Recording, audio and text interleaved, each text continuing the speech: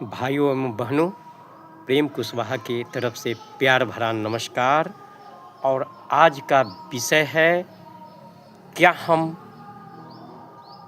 पाप करके और पूजा कर लेते हैं और पाप मेरा मिट जाता है? ऐसे ही आज लोग, हमारे संत लोग, पंडित, मुल्ला, मौलवी, पादरी, पास्टर, ग्रंथी सब यही सब कर रहे हैं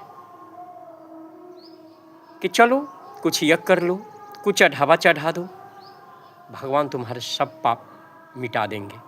कुंभ में स्नान कर लो, नदी में स्नान कर लो, गंगा स्नान कर लो, हज चले जाओ, 10 बार नमाज अदा करो, सब तुम्हारा पाप मिट जाएगा। लेकिन मेरे भाइयों एवं बहनों, मैं सनातन कि मैं सत्य कथा बता देता हूँ, गलत का परिणाम गलत ही होता है, उसको दुनिया में कोई मिटाने वाला नहीं होता है। सबसे मैं प्रथम उदाहरण जलंधर और तुलसी का मैं देता हूँ।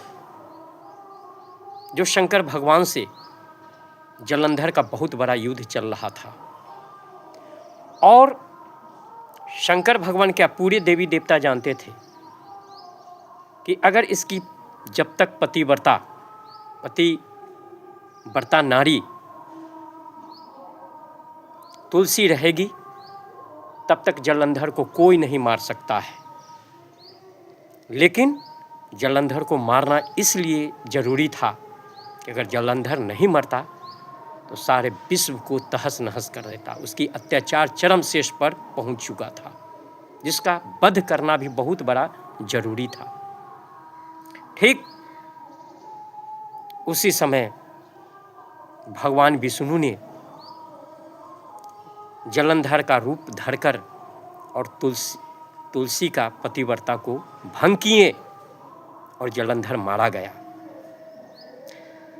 भगवान विष्णु जानते थे कि मैं किसी नारी के साथ अनर्थ करने जा रहा हूं। तभी तो तुलसी ने कहा कि तुम मेरा पति नहीं हो सकते हो, जल्दी अपने रूप में आओ, नहीं तो मैं तुम्हें जलाकर भस्म कर दूंगी। तब स्वयं विष्णु उनके सामने में प्रकट हुए और भगवान है। लोग भगवान कहते हैं तो देखिए कैसे अपने गलती को स्वीकार करते हैं कि हम आते, मैंने तुम्हारे साथ गलत किया है, इसका जो आप हमें परिणाम दे दो मैं भुगतने के लिए तैयार हूँ।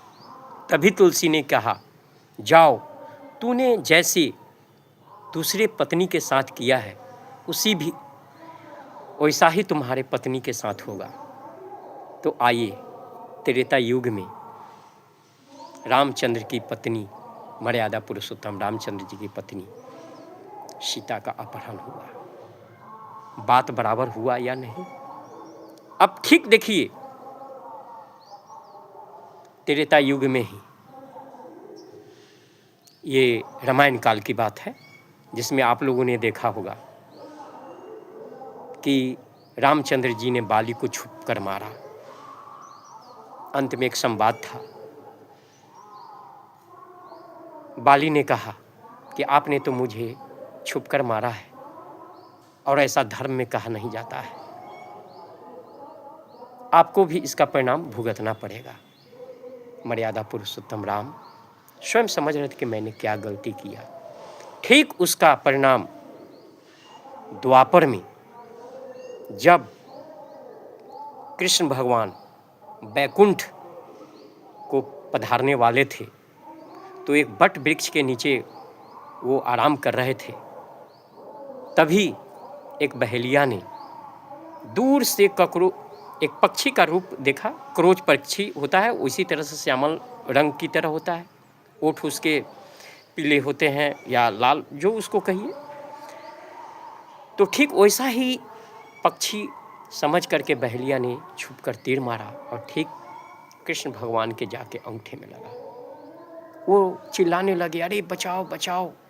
तभी बहेलिया सुनकर आया, देखा कि अरे थी साक्षात कृष्ण भगवान है। उन्हें पूरा तीर उनके चरणों में रख दिया, प्रभु हमसे बहुत बड़ा गलत हो गया।